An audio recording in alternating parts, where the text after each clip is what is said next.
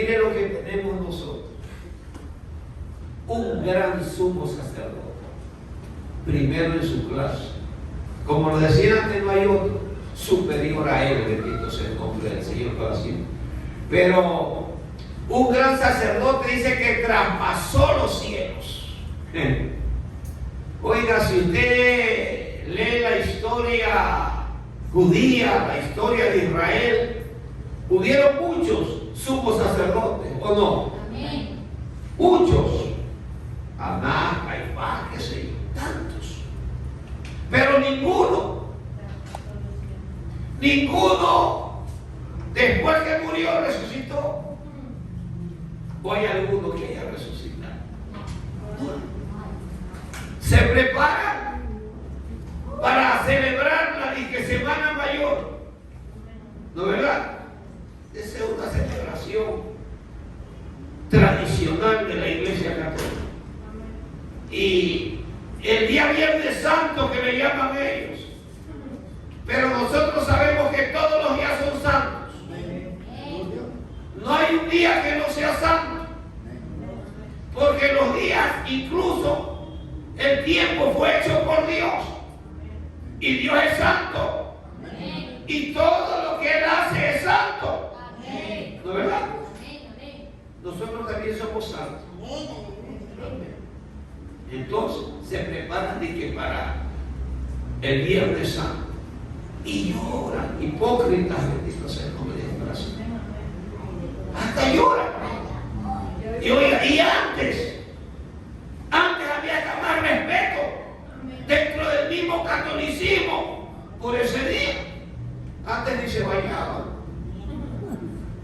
Me convierto en pez. En pez porque el pescado no, porque el pez. Ni se bañaban. Yo me acuerdo que uno era muchacho, a mí siempre me encantó jugar pelota. Y me decían que donde pateaba la pelota estaba pateando a Jesucristo. En la iglesia tradicional, así es. Peor, alguna intimidad. Uy, terrible. ¿No es verdad? Había hasta más respeto dentro de la iglesia tradicional. Pero hoy día se ha perdido todo eso. Hoy día el Viernes Santo es para disfrutar y darle rienda suelta a la carne. Sí. Para eso es. Porque usted ve que ahora toman música para es tremendo. Si es fiesta ahora, fiesta carnal, como el carnaval, fiesta la carne. ¿No es verdad? Oiga, pero es verdad. Él murió, pero por una buena causa. Él no murió por gusto. Él murió para que hoy en día usted y yo estemos vivos. Y yo no solo le hablo de la vida física, yo le hablo de la vida espiritual, ¿verdad? De la vida eterna, que es lo más maravilloso que puede haber. Y es verdad, murió. Pero a mí más que la muerte me gusta otra cosa de él. Por eso, a mí me gusta el día domingo. Porque de nada hubiera servido que él hubiera muerto como esos otros sumos sacerdotes o como cualquier otro hombre. De nada hubiera servido si él el tercer día no hubiese resucitado. Entonces, para mí, mayor es la resurrección que la misma muerte. Porque con la resurrección es que se demuestra que el Dios que nosotros tenemos, como Él dice, Él tiene poder aún hasta sobre la muerte. Porque cuando fue a la cruz del Calvario, Él fue voluntariamente. Y Él dice en el Evangelio de San Juan sobre la muerte: tengo poder para ponerla y tengo poder para quitarla. Alabado sea el nombre de Dios para siempre. ¡Ay, santo Jehová! Es que si no hubiese resucitado, no hubiera traspasado los cielos. Traspasó los cielos y está allá arriba. Está sentado a la diestra, dice, del Padre. Pero no está sentado por gusto. Eso es lo más importante.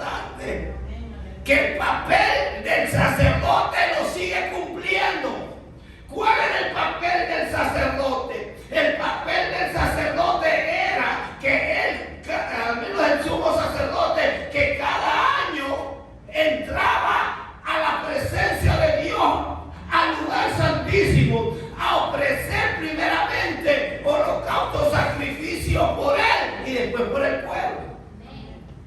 Pero eso lo hacía cada año. Este entró una vez y para siempre. Amén o no amén. Y no ha terminado, pues. Porque Caifás, todos esos sumos sacerdotes, y hasta muchos se han olvidado de ellos.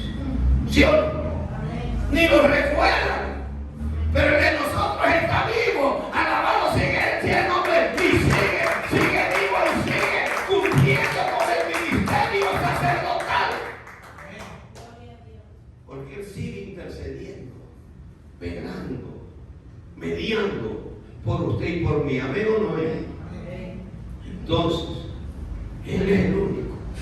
Jesús dice, el Hijo de Dios. Por eso dice usted, retengamos firme, ¿qué cosa? Nuestra profesión. ¿Cuál es la profesión que tenemos nosotros hoy en día?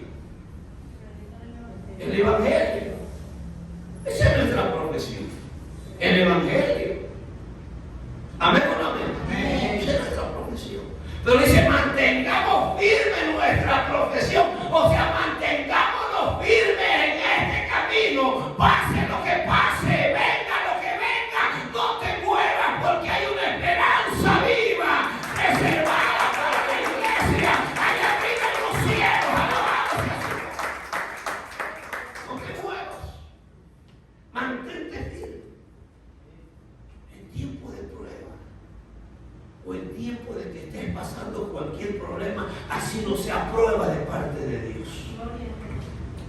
Porque Dios prueba. Pero a veces nosotros estamos pasando circunstancias adversas a nuestra vida y decimos que es prueba de Dios, y no, a veces no es prueba de Dios. Por eso es que nosotros cada día tenemos que examinar nuestra vida para ver cómo estamos caminando y para ver si es prueba o no es prueba de Dios, o si es consecuencia de la manera en que estamos llevando este evangelio. ¿Cuántos dicen aleluya? ¿Cuántos dicen gloria a Dios?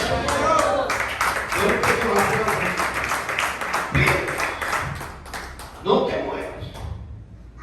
Dice el verso 15, porque no tenemos un sumo sacerdote que no pueda compadecerse de nuestras debilidades. Estoy en el verso 15. Sino uno que fue tentado según nuestra semejanza, pero sin pecado. Vamos a hablar de la tentación. ¿Qué es la tentación? Todo le echa la culpa al diablo, que es el que le tenta. La tentación es sinónimo de atracción. Algo que le atrae. Eso es algo que lo tenta a usted. Pero la tentación, la atracción, amados hermanos, eso es algo que te lleva a algo malo. A ver, la redundancia. Nunca la tentación te va a llevar a algo bueno. Nunca. Nunca. Nunca la tentación, escúcheme, te va a llevar a algo bueno. La tentación te atrae, te seduce, te lleva a hacer algo malo, te lleva a irte en contra de la palabra de Dios, te lleva a ser desobediente a la ley de Dios. La tentación. A eso te lleva la tentación. Y dice que él fue tentado en todo. ¿Sí o no? O sea, cuando hablamos que fue tentado en todo, es en todo. ¿Eh? En todo. Es que la gente hasta en las mujeres, ¿o no? Porque dicen todo. Y todo no deja fuera nada. O deja fuera algo todo. No, todo. Fue tentado en todo. ¿Y desde cuándo él fue tentado en todo? Desde el principio de su ministerio. Si usted lee el Evangelio según San Mateo y el Evangelio según San Lucas en el capítulo 4, todos dice que el Señor fue llevado por el Espíritu al desierto a ayunar 40 días y 40 noches. Y que cuando sale del ayuno se le apareció ¿quién? El tentador, el diablo. ¿Ah? Imagínense que se lo llame el tentador. Al diablo, ¿será algo buena la tentación? No, pues. Se le llama al diablo tentador. ¿Y en el diablo habrá algo bueno? Absolutamente nada. No, ¿verdad? Dice que fue llevado por el Espíritu, y cuando salió vino el tentador y se le presentó y lo comenzó a tentar. ¿Y qué es lo primero que le dice? Si eres hijo de Dios, ¿sí? Si eres hijo de Dios, vean, 2 veces le dice lo mismo. Si eres hijo de Dios, di que estas piedras se conviertan en pan y comen. Y después dice, si eres hijo de Dios, lánzate que sus ángeles te van a entregar. ¿Sí o no? Pero dice, si eres hijo de Dios. ¿Y usted cree que él, oiga, el diablo, por qué le dice si eres hijo de Dios? ¿Ah? Porque sabía, aunque no el signo de interrogación, esta manera de pregunta la expresión, ¿sí o no? Si eres hijo de Dios, haz esto. Si eres hijo de Dios, 2 veces le dice.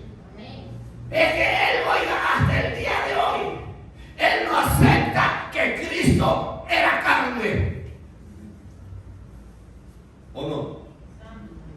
Él no acepta que Cristo era carne. Y que la carne lo haya derrotado peor. ¿O no? Si eres hijo de Dios, es que él no cree, él hasta el día de hoy no cree que la carne lo puede derrotar. Y la carne lo derrotó. Oiga, él no creía. Por eso, mire, en primera carta de Juan, en el capítulo 4, si más adelante de Pedro, después de segunda de Pedro, está primera de Juan. El Espíritu de Dios y el Espíritu del Anticristo. Ahí, ya le digo el verso. Aquí está. En el verso 2 dice, en esto conoced el Espíritu de Dios.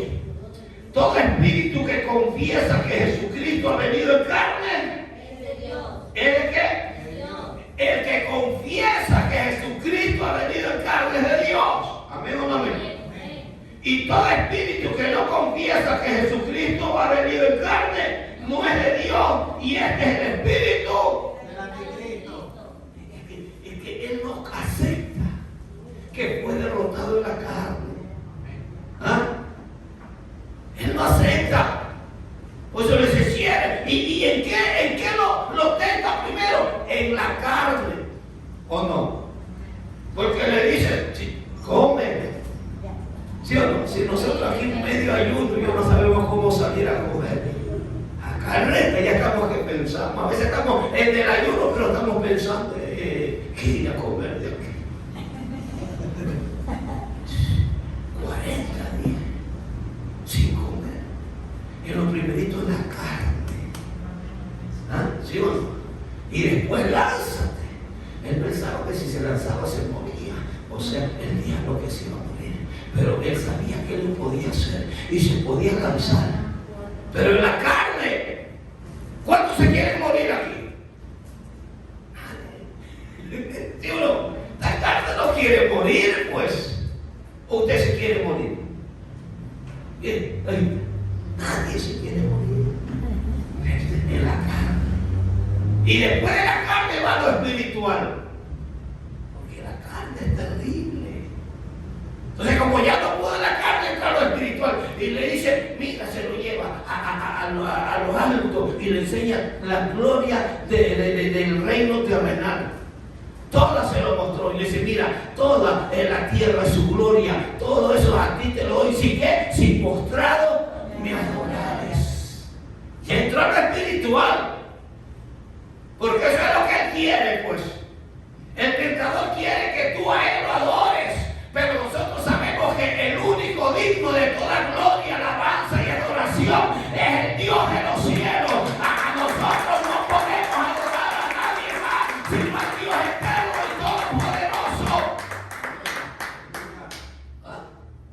Sí, te rodillas, te postras y me adoras.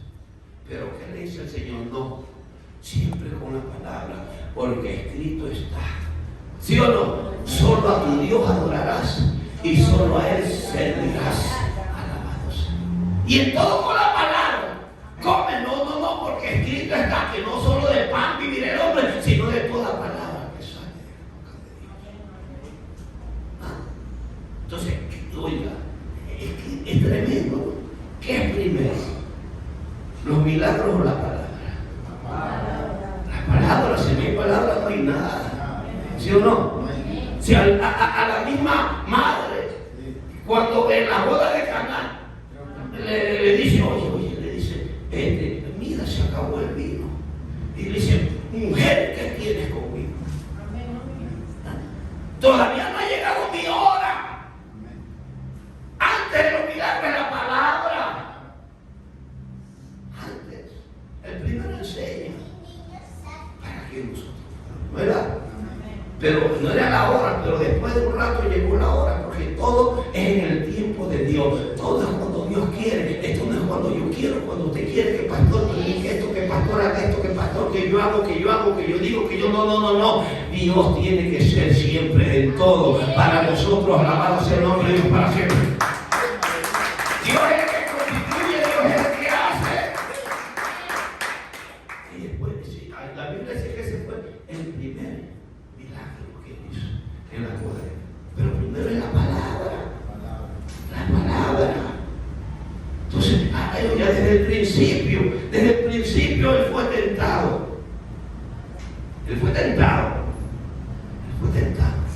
¿Sí o no? Cuando le llevaron a la mujer adúltera.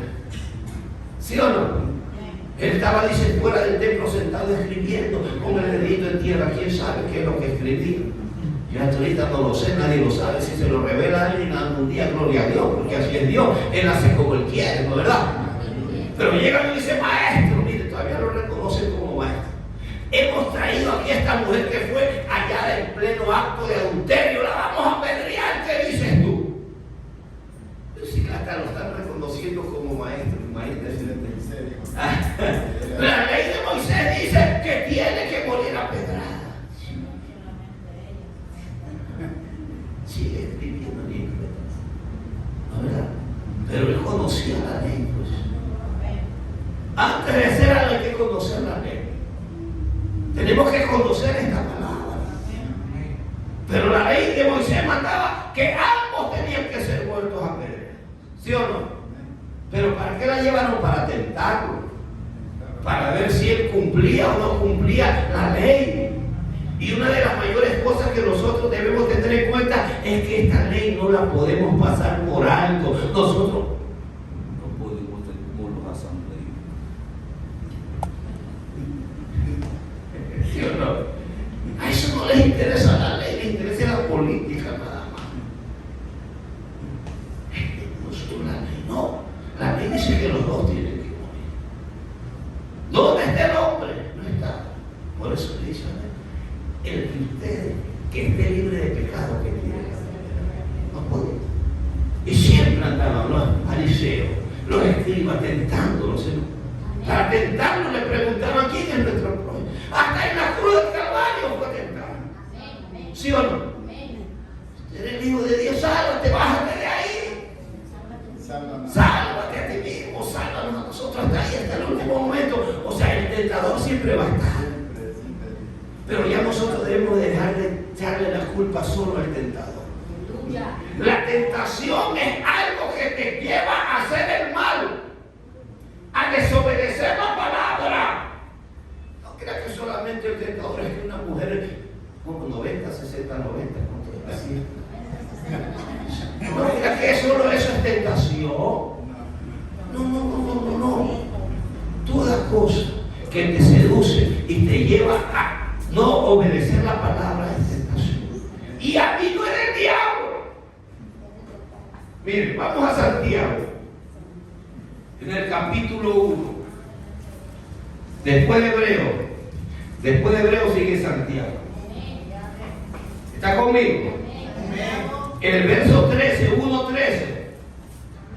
Dice, cuando alguno es tentado, no diga que es tentado de parte, porque Dios no puede ser tentado por el mal, ni Él tienta, sino que cada uno es tentado cuando de qué, cuando de su propia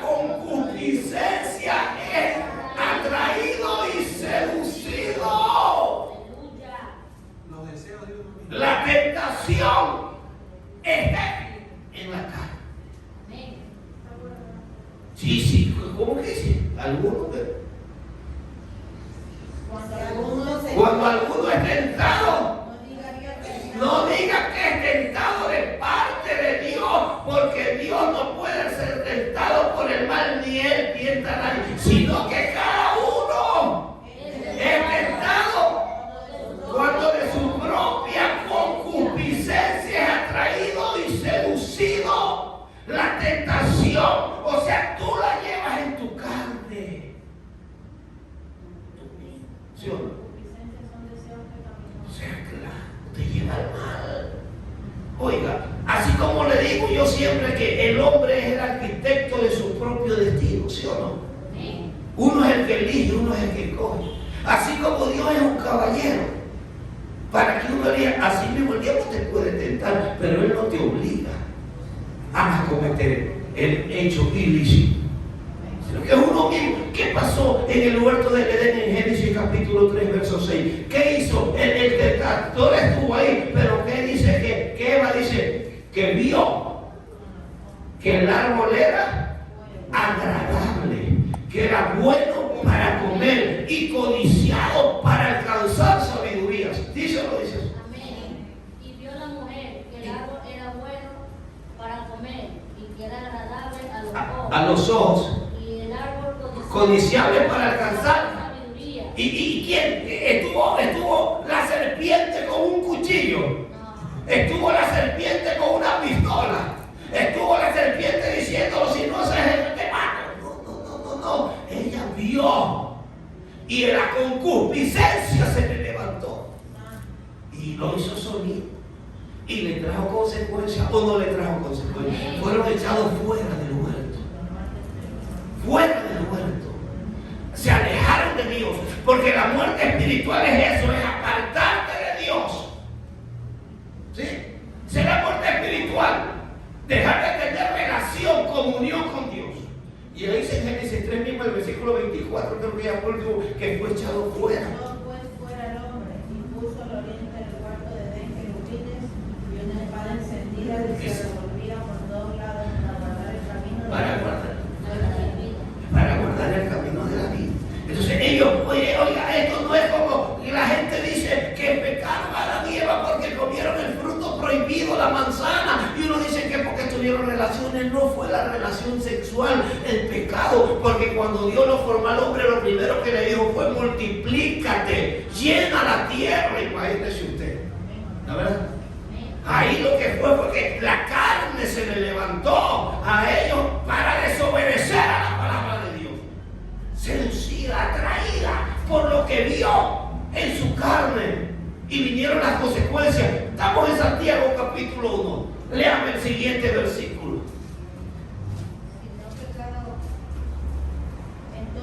Entonces la concupiscencia, mire, entonces la concupiscencia, después que ha concebido, que da a luz, ¿qué cosa? Entonces la concupiscencia, o sea, lo que yo deseo, lo que yo quiero, después que ha concebido, da a luz el pecado.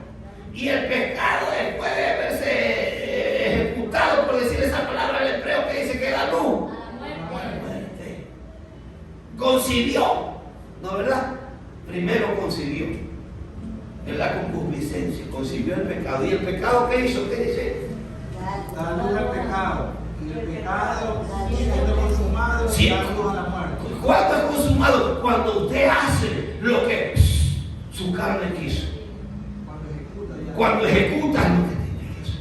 ¿No es verdad? O sea, digo, es que no es solo que una mujer, no. Cuando nosotros, la concupiscencia, la carne, nos hace que nosotros hagamos cualquier cosa que va en contra de la palabra, está concibiendo el pecado, y el pecado está siendo consumado, y por ende viene la muerte. ¿Sí? La carne a veces eso es lo que nosotros decimos aquí, a veces no lo entendemos. Ay, es que no, primero tengo que ir acá. ¿Qué es lo que te hace que te vayas a otro lugar en vez de ir a la casa del Señor? La carne que quiere gozarse, satisfacerse, ver, que quiere sentir otra cosa. ¿O no? Pero está uno mismo.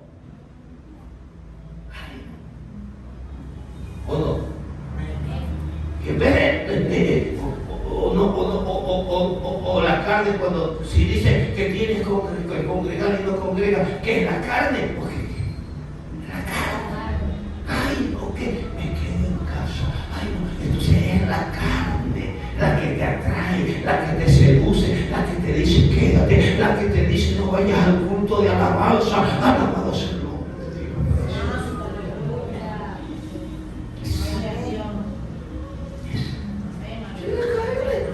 Sí, hermano, yo sé que tu padre dice, es la carne. No. Entonces, esta es la tentación. Sí, te atrae otra cosa. Te puede atraer la carne, el cansancio. Ya es atracción, ya es una tentación. Y la carne la satisface. Por eso es que, oiga, el Señor les dice, velad y orad para que no entréis en tentación. A la verdad el espíritu está dispuesto, pero la carne es débil. ¿O no? El espíritu está dispuesto, pero la carne es débil. Y cuando tu vida está gobernada por la carne y no por el espíritu. Porque el hombre es espiritual de cuerpo. ¿Sí o no? Entonces cuando el espíritu está primero y te gobierna, el alma y la carne se sujetan. Pero cuando no está el espíritu gobernándote, la carne sujeta el alma. ¿O no? La sujeta. Y ya no es el diablo. Ya es la carne, la concupiscencia. La concupiscencia es el deseo de la carne. Esa es la concupiscencia. ¿Amén o no amén? Amén. Entonces, como dice la Escritura a los hebreos, regreso. Porque no, el verso 15, porque no tenemos un sumo sacerdote que no pueda compadecerse de nuestras debilidades. Oiga, ¡qué bueno! ¡Buenísimo! Porque no tenemos un sumo que no puede, él se compadece. ¿Dice o no dice eso? ¿Qué más dice? Sino uno que fue tentado en todo según nuestra semejanza, pero sin pecado. Sino uno que fue tentado en todo, ¿según qué? Según nuestra, cuando está hablando de nuestra semejanza, ¿de qué cree que está hablando? Igual a nosotros. De la carne. Porque él vino en carne. Como hombre Jesús en carne 100%. Fue tentado en todo, según nuestra semejanza, pero sin pecados. ¿Amén o no amén? Él no pecó. O sea, pero nosotros somos como los judíos, nos justificamos que la carne es débil, que la carne es débil, que la carne es débil. ¿Amén o no amén? ¿Acaso que él no participó de la carne? ¿O usted cree que él no participó de la carne? Léame Hebreos capítulo 2, verso 18 primero.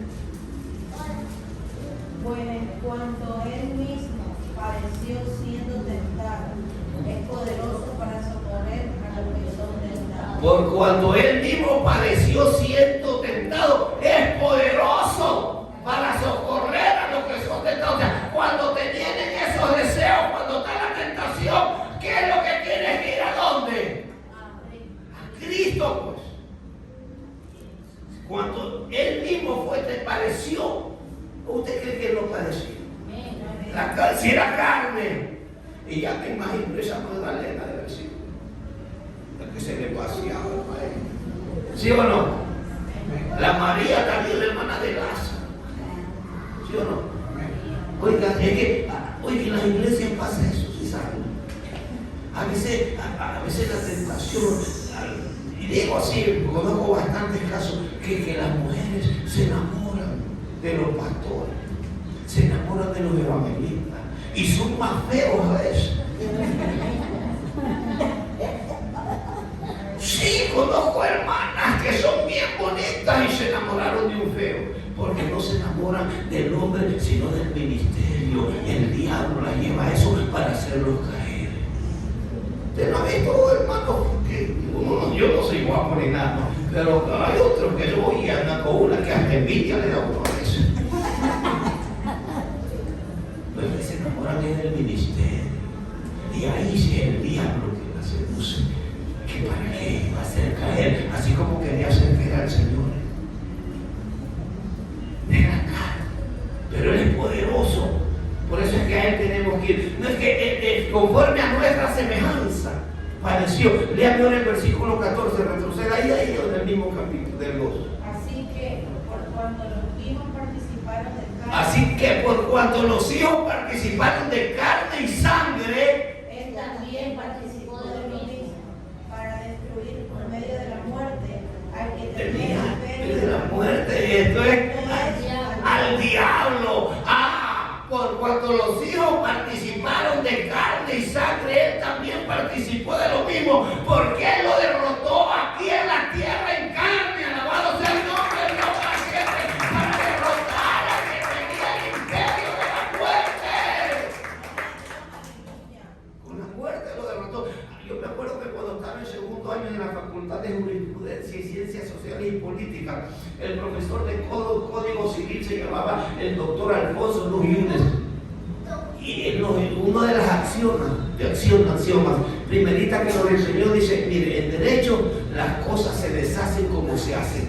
Solo que me acuerdo, mire, tantos años que me enseñaron eso. En derecho las cosas se deshacen como se hacen. ¿Con qué venció la muerte el Señor? Con la muerte. Por eso dice: para vencer en la carne al que tenía el imperio de la muerte. ¿No? Por eso es que después Él le dice a través de los Corintios: ¿dónde está muerte tu aguijón? ¿Dónde, oh sepulcro, tu victoria? Porque no ha podido detener al Rey de gloria. Porque Él murió en la carne, pero fue vivificado en el Espíritu. Alabado sea el nombre de Dios para siempre.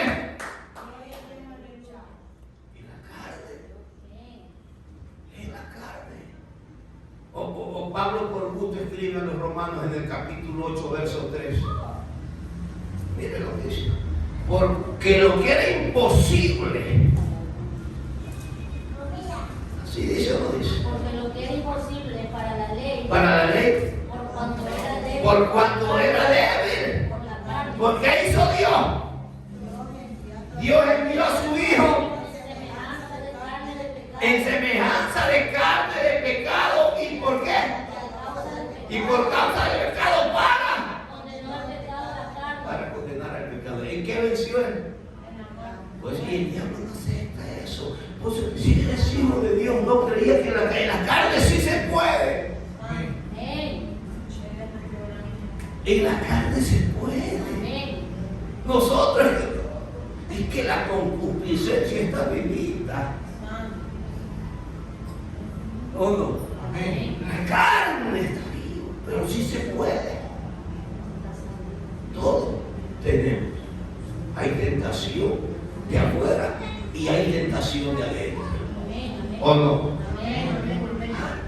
Estamos en la carne. Sí se puede. Pero ante eso, ¿quién es el único que nos puede socorrer? No hay otro. Nadie más nos puede socorrer.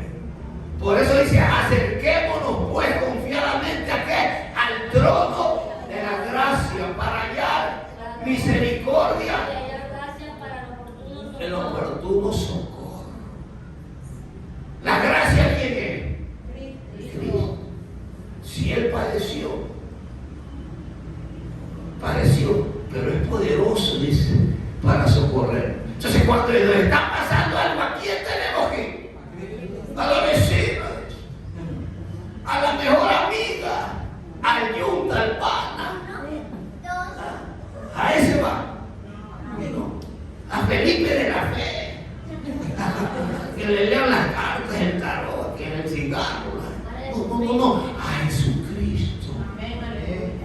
Él es el único, no hay nadie más. Oye, ni a veces los hermanos, porque nosotros a más de la oración no pasamos, a más de la rogativa no pasamos, a más de la petición no pasamos, porque el único que le dije que está sentado a la diestra del Padre, siendo un sumo sacerdote para siempre, se llama Jesucristo, y ese siempre es el único que puede interceder por usted y por mí. Yo respeto, es antes de que hay ministerios de intercesión. Usted sabe qué es interceder.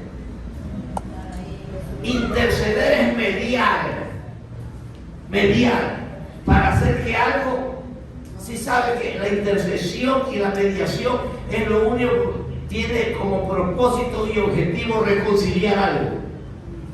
Eso es intercesión. Eso es mediar, reconciliar.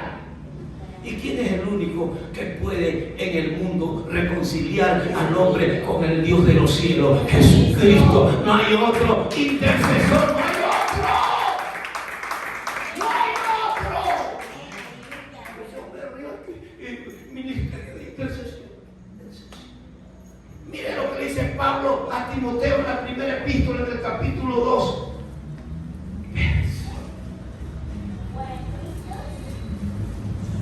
Escucha bien que son ministerios también. Primero Timoteo capítulo 2 tiene instrucciones sobre qué? Sobre la oración. Instrucciones sobre la oración. Dice, exhorto ante todo a que se hagan qué? Rogativas, oraciones, peticiones y acciones de gracia por todos los hombres, los que están en iglesia. Pero ¿qué dice? Oraciones, rogativas, peticiones y acciones de gracia por todos los hombres. ¿No, verdad? Pero el versículo 5, ¿cómo dice?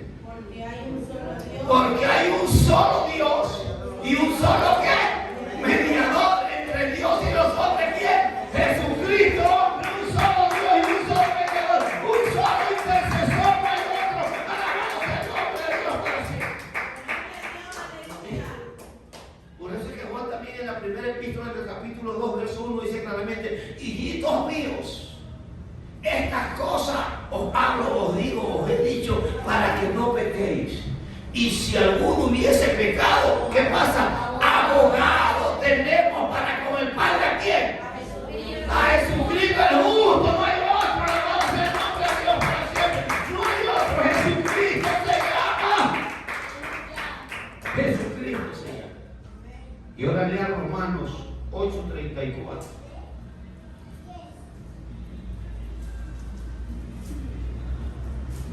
¿Quién es el que condenará? Así que ya ustedes déjense de andar condenando a los hermanos y déjense de andar diciendo: ¿quién es el que condenará? Cristo es el que murió, más aún, el que también resucitó.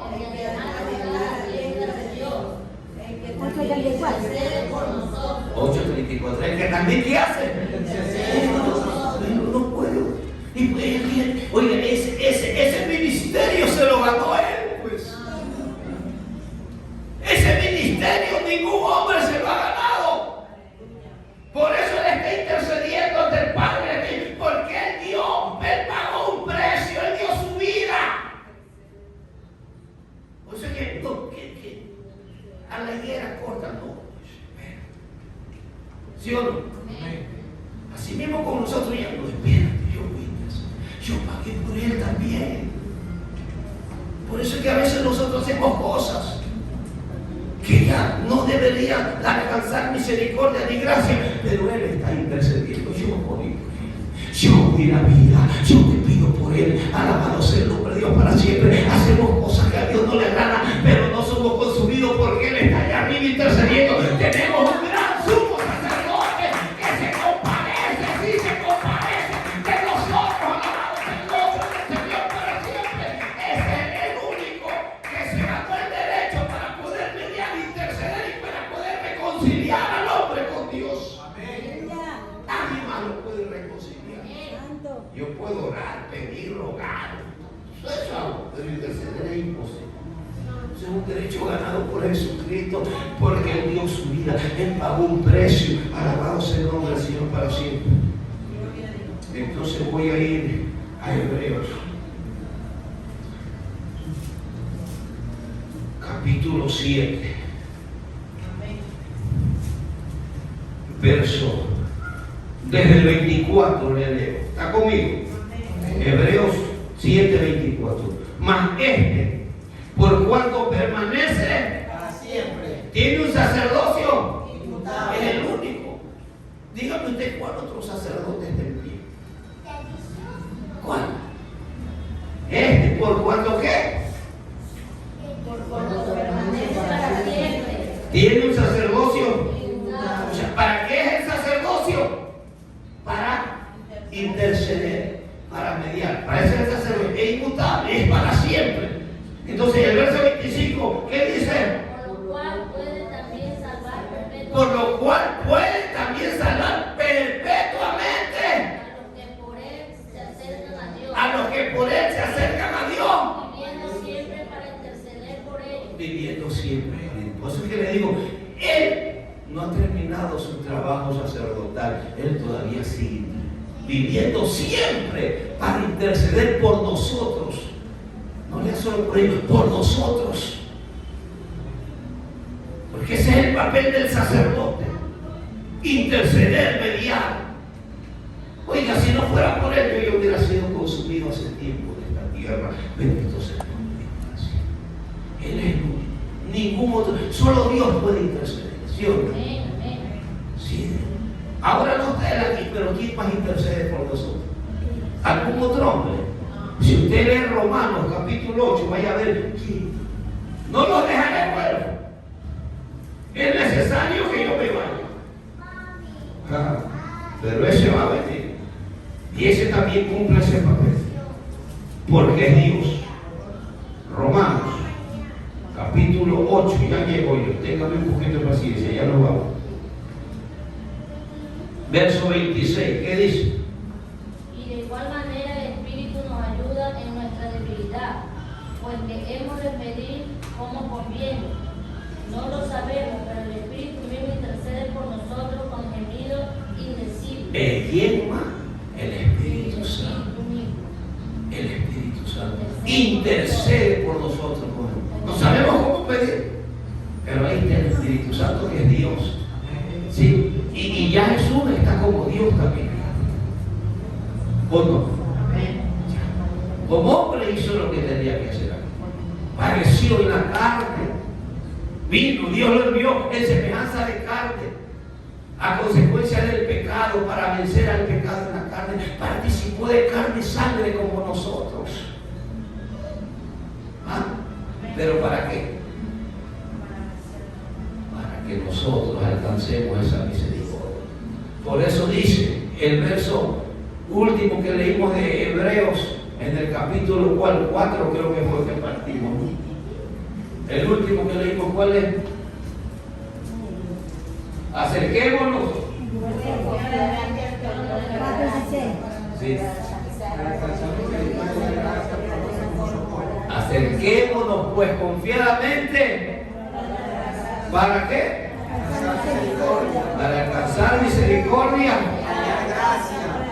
Entonces cuando estamos por un lado siendo probados, porque Dios también prueba, como dice Santiago, no, bienaventurado el varón que soporta la tentación, porque cuando haya resistido la prueba, recibirá la corona de vida que Dios tiene preparada. ¿Para quiénes? Santiago, lea, del capítulo 1.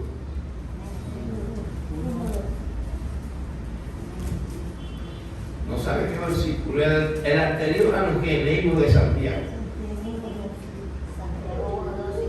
1:2.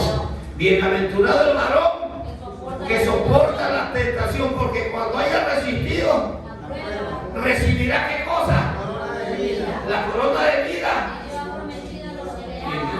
Es una promesa que tenemos. Pero ¿a quién tenemos que ir? Al trono de la gracia. ¿Quién es la gracia? Jesucristo. Entonces cuando estamos siendo probados, o hay tentación de afuera, o hay tentación nuestra, ¿a dónde tenemos que ir? Doblar rodillas, acercarnos al trono de la gracia. La gracia está vigente. La gracia está vigente. Oye, yo antes meditaba algo, que no sé si está equivocado. ¿Por qué Adán y Eva no alcanzaron la gracia? ¿Ah? Se adelantaron. Quisieron tomar el árbol de la vida y todavía no era tiempo. ¿O no? ¿Sí o no? Quisieron. Lean eso. Yo antes meditaba en eso. ¿Por qué no alcanzaron gracia? Entre las cosas que le dice al Señor, que le dice en el capítulo 2, ¿está conmigo? Verso 16 dice: y mandó Jehová Dios al hombre diciendo: de todo árbol del huerto podrás comer, mas del árbol de la ciencia del bien y del mal no comerás, porque el día que de él comieres ciertamente morirás. Bendito sea el nombre. Y en el capítulo 3, mire lo que dice en el verso 22. ¿Está conmigo? Y dijo Jehová Dios: he aquí el hombre es como uno de nosotros, sabiendo. Ahora pues, que no alargue su mano y tome también del árbol y coma y viva para siempre. Se quisieron adelantar. No podían ellos tomar ese árbol todavía. Todo en el tiempo de Dios. ¿Y por qué? Porque Dios, cuando dice que Dios creó, todo lo hizo bueno y en gran manera. Y en la primera dispensación, la dispensación de la inocencia, dice que el hombre, Adán y Eva, estaban desnudos y no se avergonzaban, no había malicia, no había necesidad de la gracia todavía, pero la concupiscencia los hizo caer y no había gracia. Todavía no era el tiempo de la gracia, porque Dios hizo al hombre conforme a su imagen y conforme a su semejanza para que vivan para siempre. Entonces no había necesidad de la gracia, pero cuando desobedecieron, oiga, fue terrible. Entonces Dios se dio cuenta: no, esto no, aquí tiene que haber gracia, porque si no mi creación se pierde toda. Bendito sea el nombre. Amén o no amén. Qué bueno que es Dios, ¿no? Bueno Dios. Ahora sí hay gracia. Por eso dice: acerquémonos pues confiadamente al trono de la gracia. La gracia se llama Jesucristo, el árbol de la vida que está en medio de Él. Alabado sea el nombre de Dios, porque solo en Él hay vida y vida eterna.